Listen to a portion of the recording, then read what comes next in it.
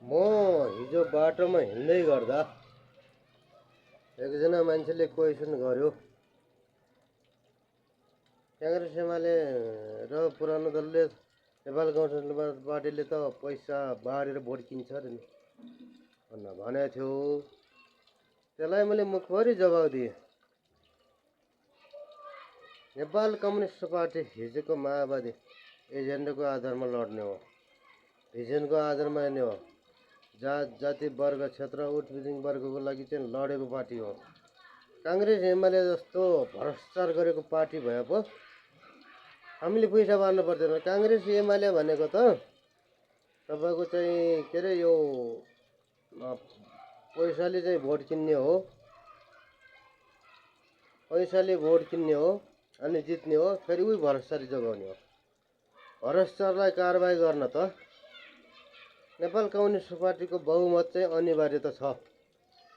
आम नेपालमा रहनुभएका जनताहरूलाई मैले के भन्न चाहन्छु, जनसमुदाय भोटरहरूलाई मात्र यति गर्नु, यति बेला एउटा सानो कुरा त हिजोको अवस्थामा केही काङ्ग्रेस एमालेसँग सरकार मिलेर गराउनु परेको हुनाले तपाईँहरूको पुरा म्यान्डेट चाहिँ सञ्चालन भएको हो।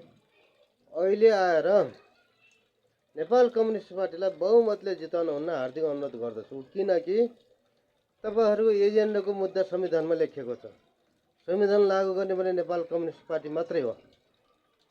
काङ्ग्रेस एमाले त देख्नु भएको छ के र हिजो कहिले एमालेसँग कहिले काङ्ग्रेससँग मिलेर प्रचण्डले सरकार किन बनायो, किनकि त्यहाँ भ्रष्टाचारी पत्ता लगाउनु थियो।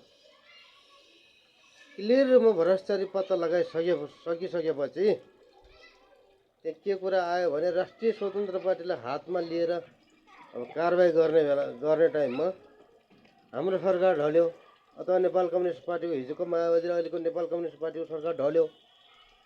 यो कुरा चाहिँ उ गर्नलाई यहाँ नेपालमा तपाईँको काङ्ग्रेस र एमालेका भ्रष्टाचारीलाई कारबाही गर्ने हो भने नेपालमा अठाइ नसक्ने पैसा छ र यो उनीहरू चाहिँ अब सरकारभन्दा व्यक्ति धनी छन्।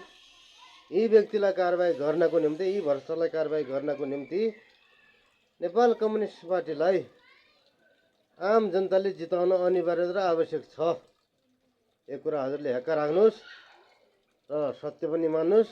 सायद महिलाहरू अधिकार पनि नेपाल कम्युनिस्ट पार्टीले ल्याइदिएको हो, दलितको अधिकार पनि नेपाल कम्युनिस्ट पार्टीले ल्याइदिएको हो, धर्मनिरपेक्षता पनि नेपाल कम्युनिस्ट पार्टीले ल्याइदिएको हो, समावेशी लोकतन्त्र मधेसको मुद्दा पनि नेपाल कम्युनिस्ट पार्टीले मात्र ल्याएको हो।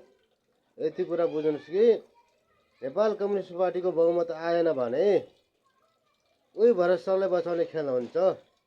काङ्ग्रेस र एमालेको त एजेन्डा नै छैन, अहिले गाउँमा जाने एजेन्डा छैन उसले। अहिले उनले केलाई दोष दिइरहेछन् भने नेपाल माओवादी पार्टी, हिजोको माओवादी पार्टी र अहिलेको कम्युनिस्ट पार्टी छैन।